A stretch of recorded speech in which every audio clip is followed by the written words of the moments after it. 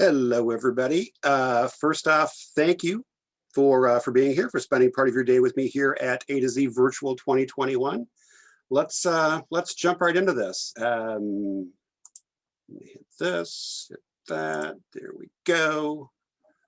Hopefully, you can see my screen at this point. I am Tom Pick. I am I am a senior digital marketing consultant focused on helping B2B technology companies improve their business results online. I am the author of the Comprehensive Guide to Content Marketing Software, available on Amazon. I am the editor-in-chief writer at the Webbiquity blog, and I will be your guide here today to generating greater results from your event content. So again, let's dive into that.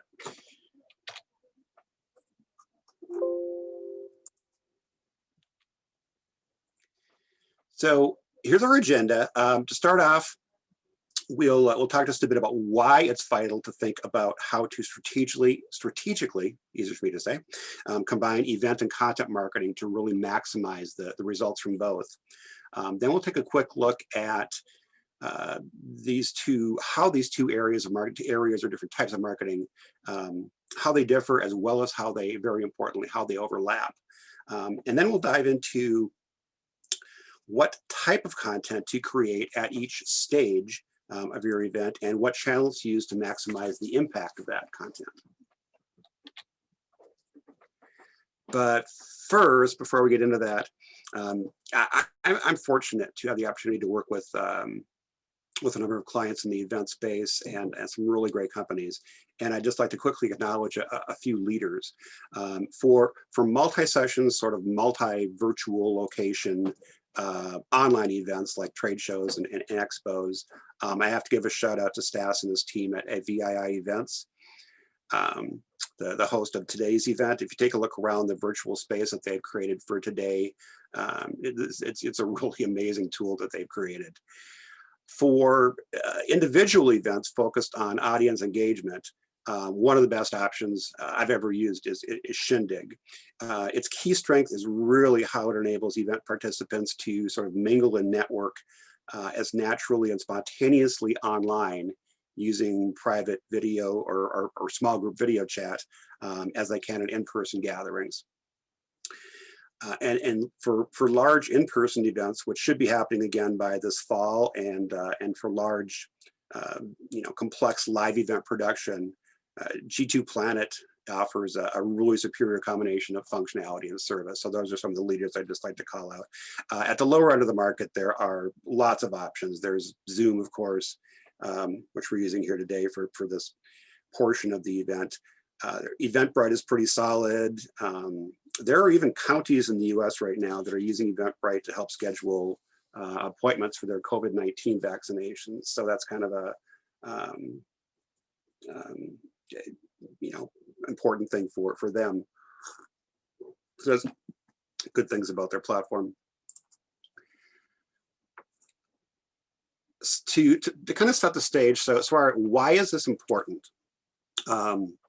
Companies do event marketing because it works, but because it's also an expensive tactic, it's unusual to see companies spend less than 20% of their total marketing budgets on events. It's not unusual to see them spend 50% or more of their entire marketing budget there. And content production is a big part of that expense, as noted here. But too often, once the event is over, the content sort of fades away as well, and that's a missed opportunity, and that's why this is important to take a look at here today. As this quote from CMI shows, when events are viewed as a medium for content marketing, they are second only to email in terms of their effectiveness. So again, combining these two tactics, we're looking at events from the sort of perspective of content marketing is really very powerful in terms of the impact it can have on your marketing efforts. So how can you generate a higher return on the money you're spending creating event-related content? And how can you make events and content work together strategically to make a more lasting and valuable impact? That's kind of what we're going to take a look at here. Now, this may be a bit of an exaggeration or stereotypes, whatever, but these two tactics are often viewed very differently. Event marketers are thought of as extroverts, as people, as being focused on business outcomes, but also on creating memorable experiences. Content marketers, on the other hand, are focused on understanding customer questions, doing research, developing content like blog posts and ebooks that answer those questions, and optimizing that content for organic search. They're viewed as more often, a little more technical, more introverted. But are these areas really so different? Let's take a look at that.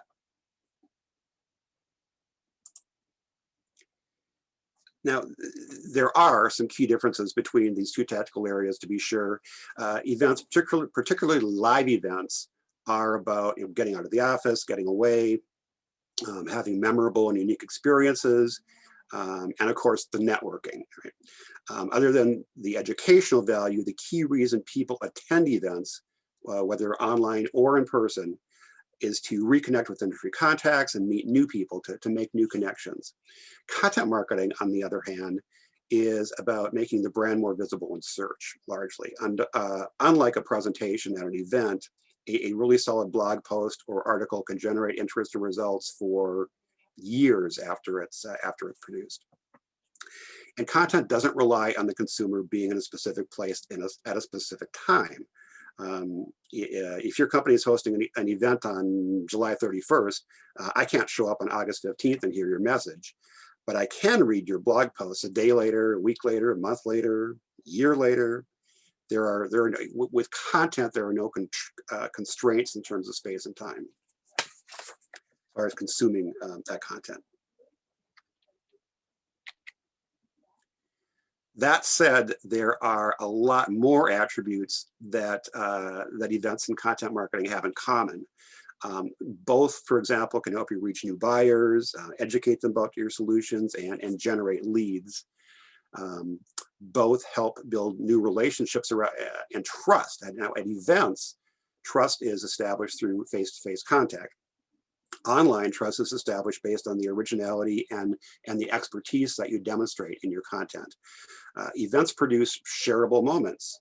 While content provides socially shareable knowledge, insights, images, snippets that are taken out, all of those sorts of things. So both are socially shareable. And both can be valuable in connecting with industry influencers and in enhancing those relationships and encouraging brand advocacy, again, easy for me to say, among, again, both those influencers and your current customers. So let's take a look at, again, at the types of contents that are typically associated with creating at each sort of phase of your event, and then what channels to use to really maximize the impact of that content. So again, think about this in pre-stages, in 3 stages: before, during, and after the event, and 2 dimensions: types of content and the channels or tactics that will be used to distribute and promote that content to get the word out. Prior to your event, a lot of the content produced at this stage isn't really long-lasting. It's more, it's more time-sensitive. It's primarily geared to, your promotional materials, and very importantly, your session schedule, because that shows potential attendees who will be speaking, what topics will be covered, and it is really a key piece in helping people in your prospective audience decide that, hey, this is something I really need to be part of, or something this is okay to skip this one, which obviously not the preferred outcome. Now, in terms of channels, depending on the type of event you're hosting, things like online advertising, organic search, and media/influencer outreach may or may not play a role. Pre-event social media is almost always part of the mix, unless you're hosting a closed by invitation only event, in which case it wouldn't be. And email is the one sort of tactic or channel that's used almost universally to get your promotional messages out. Generally, you've got an email list, often your own, possibly one that you're doing in cooperation with industry media outlet or association, right? So that's a very important channel in getting the word out about your event. Now, at the event, during the actual event, obviously presentations are the primary form of content, whether they're delivered in person to an in-person live audience or delivered online like this. But there's also video and photography.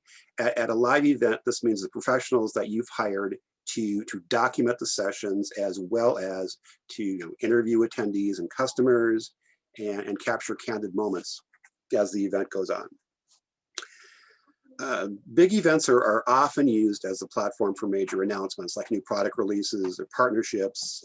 Not always, of course, but if that's the case, then the news release, video of the live announcement, and subsequent media coverage are all part of that event-generated content. Finally, there's the content that attendees generate on their own, their social media posts, video, photos, in the case of influencers, possibly even blog posts. Everything positive is share-worthy, right?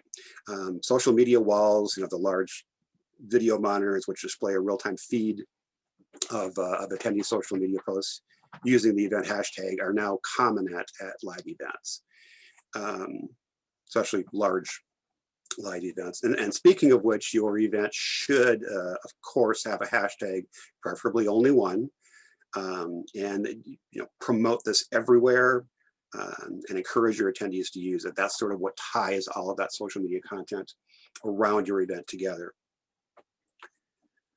Some other ways to incorporate social media into your event include like encouraging your employees who are working the event, your sponsors, your partners and speakers, all of them to share photos and other content while the event is happening. Creating Instagrammable spaces and moments, recording short testimonials or testimonial videos to share on social media and use on your event website as well, possibly to promote next year's event if that's applicable to the type of event you're doing again.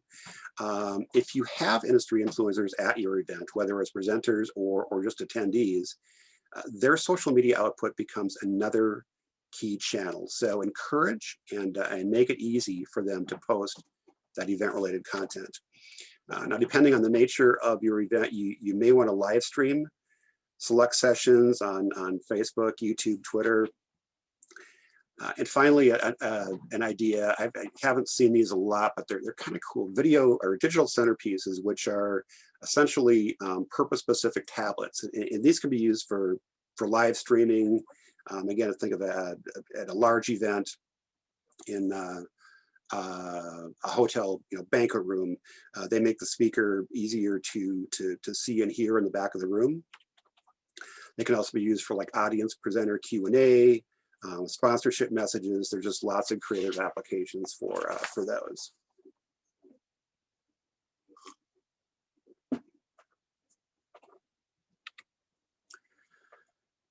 Now, post-event, in terms of the content you can use, one of the biggest pieces is your sessions videos, right? The recordings of the talks by your internal experts, your customers, your partners, and outside speakers.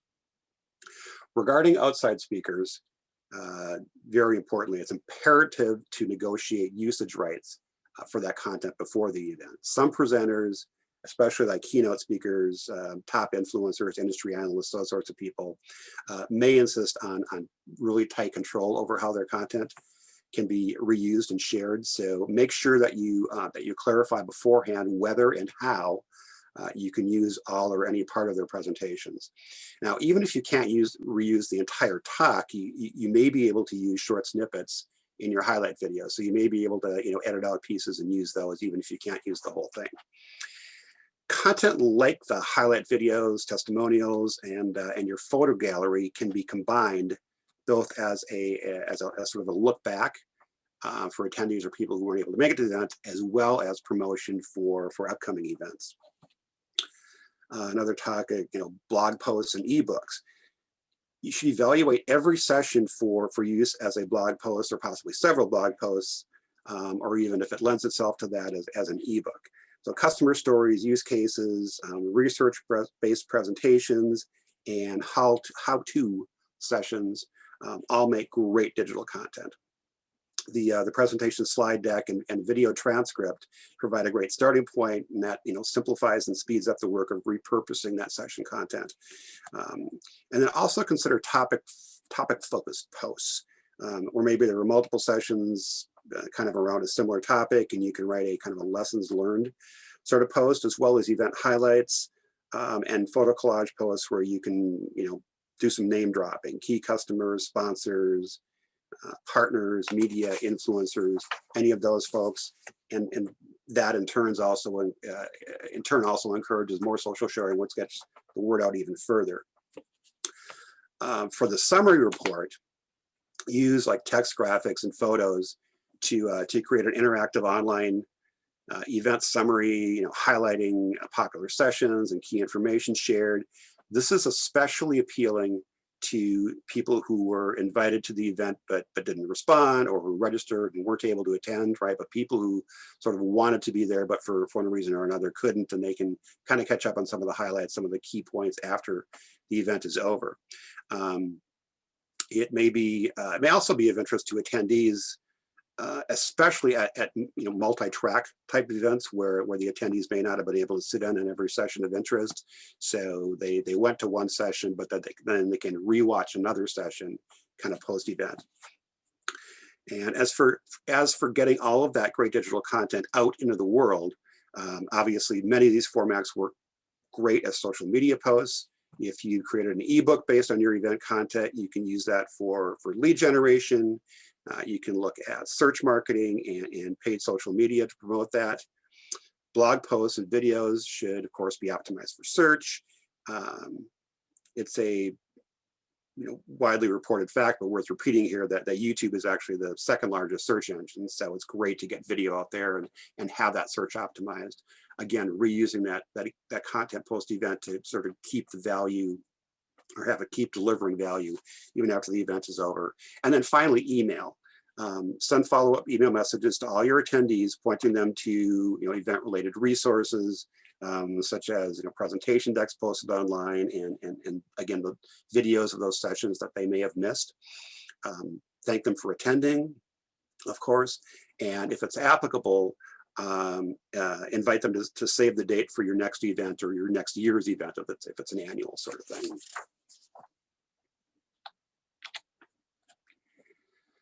So that about wraps it up. Again, just events are a big investment, and creating event-related content is a significant component of that expense. Event marketing and content marketing are each powerful tactics on their own, but they're even more powerful and much more valuable when they're used together in a sort of strategic and planned sort of way. Thinking about your event-related content in terms of those three time frames, right, before, during, and after the event, and the different ways or different channels that you can use to push that content out into the world, will help you maximize the impact and the ROI of both your events and your content. So now let me close some things, move some things around. Fingers crossed, hope this works, and we'll see if you have any questions.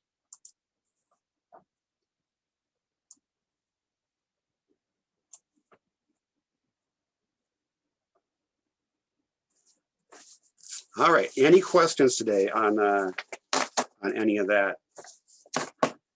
Comments, thoughts, anything you want to share in the chat?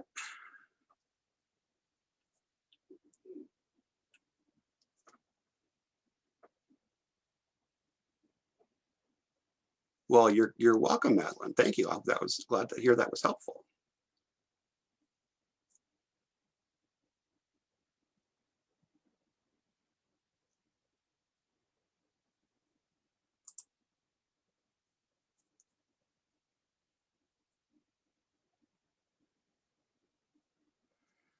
I'll give it a few more minutes. They are going to kick us off right promptly at 11:30, well, 11:30 my time. I'm in Minnesota, but 9 minutes from now, wherever you are.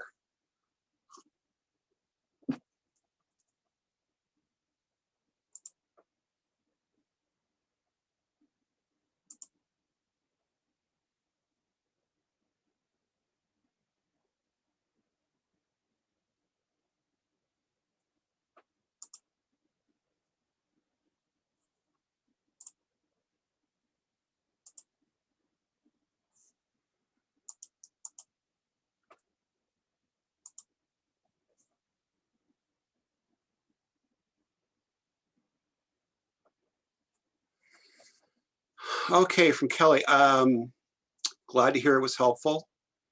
Best way to get started and get into the industry? Boy, that's a great question. There are a lot of event planning companies out there that are great to connect with, and often they may hire temporary help for, when they need it for big events coming up. They're great people to connect with regardless, but that may be a foot in the door where you can help out on a single event and then sort of get to know that person, start a relationship, possibly turn that into a full-time position. The one thing I've noticed is I do, on behalf of clients, I do quite a bit of influencer marketing. So I'm researching sort of who's who in different parts of the industry and reaching out to them for certain things on behalf of clients. And I've done this in several different industry sectors, in human resources technology, in IT, in retail tech. And I have to say that event marketers are just of all those groups, they are the most just fun to work with, and always open to saying yes and always being helpful. Almost universally. I mean, like, in the industry, you run into a jerk every now and then, but really this industry is full of just a lot of really good people who are very willing to help. So again, I would check into event planners. I would look at the industry a little bit more broadly. There are people like sound and lighting people who are great to connect with. Look for people on LinkedIn, and I would start on that path and just look for some opportunities, as well as just people you can connect with to provide you with guidance.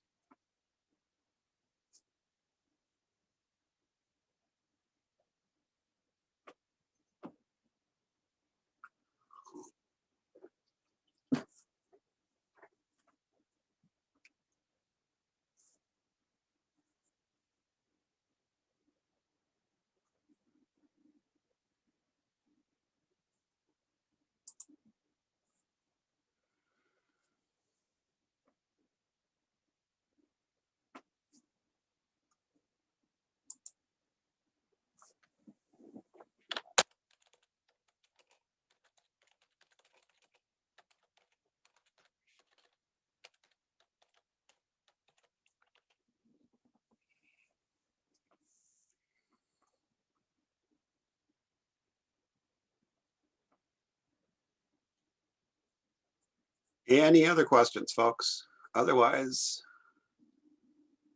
I'm going to give you back 5 minutes and let you get ready for the next session. Again, thank you very much for being part of this today, and I hope this added value. Feel free to follow up with me on Twitter, LinkedIn, through my blog, anything like that. The Webbiquity is a little tough to spell, but if you seriously just type tompick.com into your browser, it'll go right to my about page. So that's another way to get hold of me. So if you have any follow-up questions or want to connect after the session here today, that would be great. Again, thanks for being here. I hope this was helpful. See ya.